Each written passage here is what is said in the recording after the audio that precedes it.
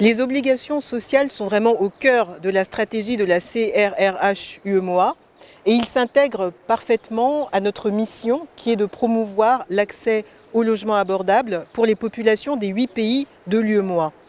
Et ce qu'on fait pour promouvoir cet accès au logement, eh bien, c'est de mobiliser sur les marchés des ressources longues. Et nous avons procédé récemment, au mois de mai de cette année, à une émission d'obligations sociales pour un montant de 60 milliards de francs CFA. C'était la toute première émission obligataire sociale dédiée au logement abordable dans l'UEMOA.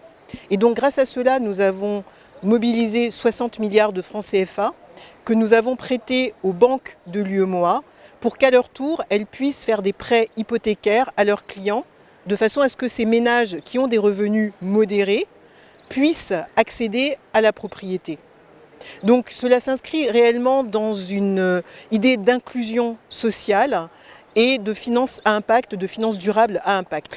Si nous prenons l'exemple de notre émission obligataire sociale que nous avons effectuée cette année, nous avons réellement vu qu'il y avait un engouement de la part des investisseurs sur ce type d'investissement. Pourquoi? Parce qu'au-delà du couple rendement-risque, qui est ce que les investisseurs regardent quand il s'agit d'investissements classiques, lorsqu'il s'agit d'investissements à impact, comme c'est le cas des obligations sociales, il y a une autre dimension qui est prise en compte par les investisseurs, qui est l'impact social.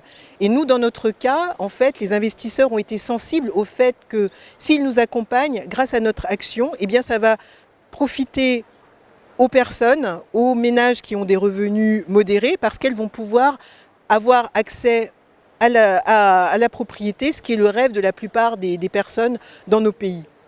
Et donc, par rapport à la traçabilité, en fait, nous, c'est très simple. Tout ce que nous mobilisons, absolument tout, 100% de ce que nous mobilisons sur les marchés financiers, eh bien, est utilisé pour être prêté aux banques.